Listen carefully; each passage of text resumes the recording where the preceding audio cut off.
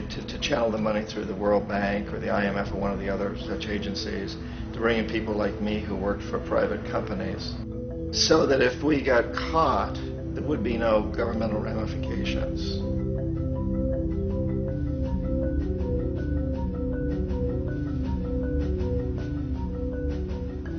When Arbenz became president of Guatemala, the country was very much under the thumbs of United Fruit Company, the big international corporations. And Arbenz ran on this ticket that says, you know, we want to get the land back to the people. And once he took power, he was implementing policies that would do exactly that, give the land rights back to the people. United Fruit didn't like that very much. And so they hired a public relations firm, launched a huge campaign in the United States to convince the United States people, the citizens of the United States, and the press of the United States, and the Congress of the United States, that Arbenz was a Soviet puppet, and that if we allowed him to stay in power, the Soviets would have a foothold in this hemisphere. And that at that point in time was a huge fear on everybody's mind, the Red Terror, the Communist terror. And so, to make a long story short, out of this public relations campaign came a commitment on the part of the CIA and the military to take this man out. And in fact, we did. We sent in planes, we sent in soldiers, we sent in jackals, we sent everything in to take him out, and did take him out. And as soon as he was removed from office, the new guy that took over after him basically reinstated everything to the big international corporations, including United Fruit.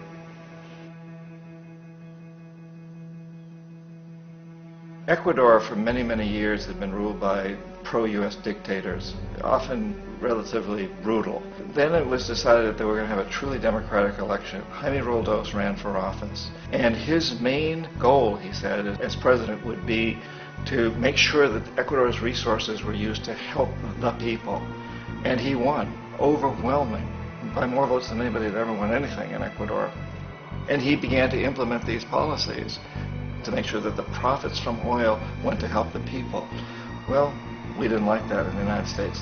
I was sent down as one of several economic hitmen to change Roldos, to corrupt him, to bring him around, to let him know, you know, okay, you know, you can get very rich, you and your family, if you play our game, but if you continue to try to keep these policies you've promised, you're going to go. He wouldn't listen. He was assassinated. As soon as the plane crashed, the whole area was cordoned off. The only people allowed in were U.S. military from a nearby base and some of the Ecuadorian military. When an investigation was launched, two of the key witnesses died in car accidents before they had a chance to testify. A lot of very, very strange things that went on around the assassination of Jaime Roldos. I, like most people who've really looked at this case, have absolutely no doubt that it was an assassination. And of course, in my position as an economic hitman, I was always expecting something to happen to Jaime, whether it be a coup or assassination, I wasn't sure, but that he would be taken down because he was not being corrupted. He would not allow himself to be corrupted the way we wanted to corrupt him. Omar Torrijos, president of Panama, was, you know, one of my favorite people. I really, really liked him. He was very charismatic. He was a guy who really wanted to help his country. And when I tried to bribe him or corrupt him, he said, look, John, he called me Juanito. He said, look, Juanito, I don't need the money. What I really need is for my country to be treated fairly. I need for the United States to repay the debts that you owe my people for all the destruction you've done here. I need to be in a position where I can help other Latin American countries win their independence and be free of this terrible presence from the north that you people are exploiting us so badly. I need to have the Panama Canal back in the hands of the Panamanian people. That's what I want. And so, leave me alone. Don't try to bribe me. It was 1981, and in May, Jaime Roldos was assassinated. And Omar was very aware of this. Torrijos got his family together and he said, I'm probably next, but it's okay because I've done what I came here to do. I've renegotiated the canal. The canal will now be in our hands. He just finished negotiating the treaty with Jimmy Carter. In June of that same year, just a couple of months later, he also went down in an airplane crash, which there's no question was executed by CIA-sponsored jackals. tremendous amount of evidence that one of Torrijos' security guards handed him at the last moment as he was getting on the plane a tape recorder, a small tape recorder that contained a bomb.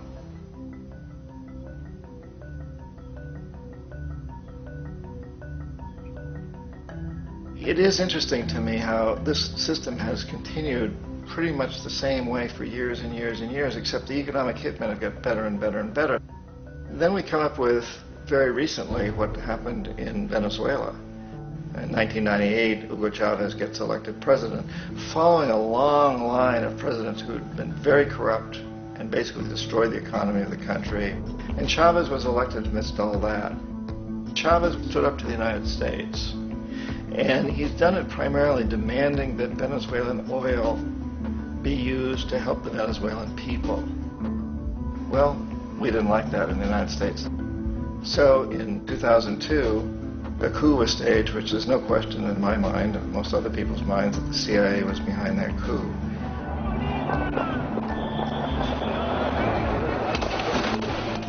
The way that that coup was fomented was very reflective of what Kermit Roosevelt had done in Iran, of paying people to go out into the streets, to riot, to protest, to say this Chavez is very unpopular.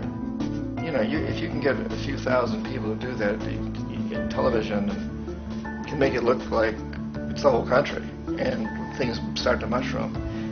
Except in the case of Chavez, he was smart enough, and the people were so strongly behind him that they overcame it, which was a phenomenal moment in the history of Latin America.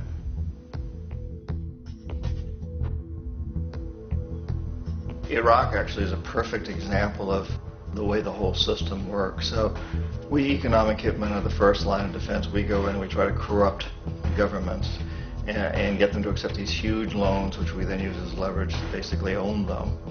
If we fail, as I failed in Panama with Omar Torrijos and in Ecuador with Jaime Roldos, men who refuse to be corrupted, then the second line of defense is we send in the jackals. And the jackals either overthrow governments or they assassinate.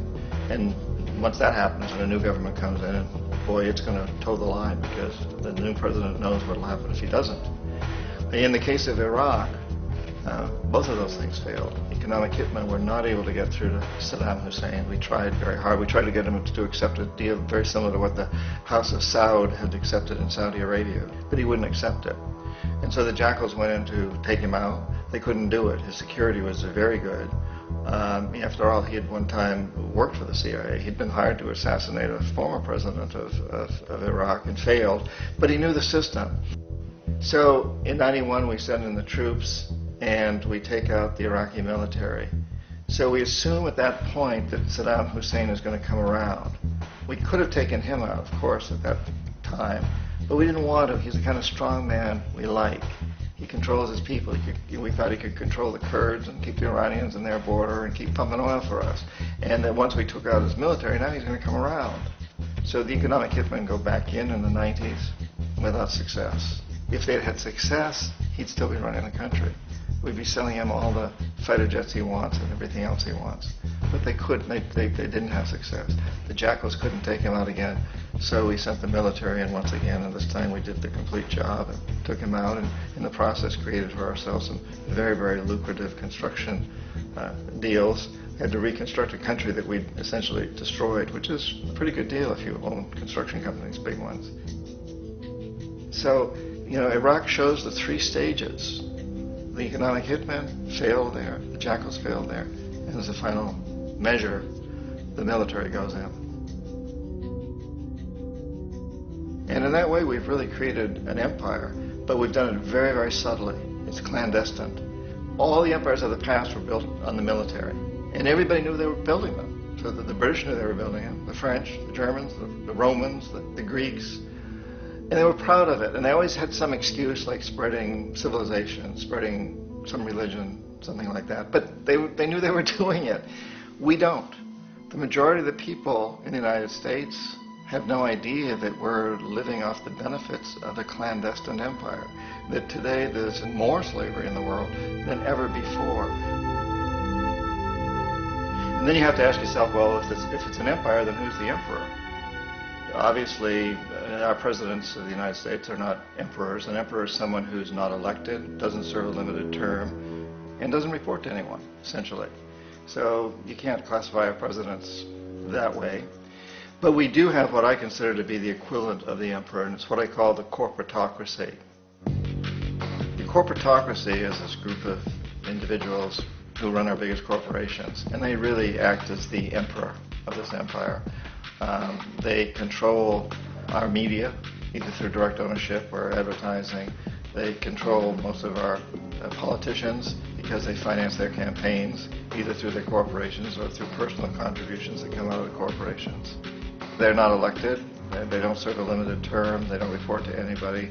And at the very top of the corporatocracy, you really can't tell whether a person's working for a private corporation or the government because they're always moving back and forth. So, you've got a guy who one moment is the president of a big construction company like Halliburton, and the next moment he's vice president of the United States, or the president who is in the oil business. And this is true whether you've got Democrats or Republicans in the office. You have the moving back and forth through the revolving door. And in a way, our government is invisible a lot of the time, and its policies are carried out by our corporations on one level or another. And then again, the policies of the government are basically forged by the corporatocracy and then presented to the government. They become government policies. So it's an incredibly cozy relationship. This isn't a conspiracy theory type of thing. These people don't have to get together and plot to do things. They all basically work under one primary assumption, and that is that they must maximize profits regardless of the social and environmental costs.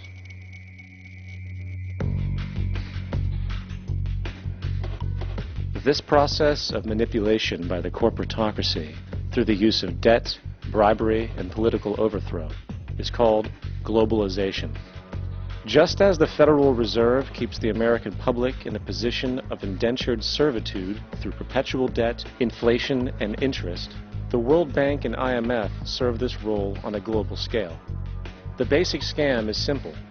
Put a country in debt either by its own indiscretion or through corrupting the leader of that country, then impose conditionalities or structural adjustment policies, often consisting of the following. Currency devaluation. When the value of a currency drops, so does everything valued in it. This makes indigenous resources available to predator countries at a fraction of their worth. Large funding cuts for social programs. These usually include education and healthcare, compromising the well-being and integrity of the society, leaving the public vulnerable to exploitation. Privatization of state-owned enterprises. This means that socially important systems can be purchased and regulated by foreign corporations for profit. For example, in 1999, the World Bank insisted that the Bolivian government sell the public water system of its third largest city to a subsidy of the U.S. corporation Bechtel. As soon as this occurred, water bills for the already impoverished local residents skyrocketed.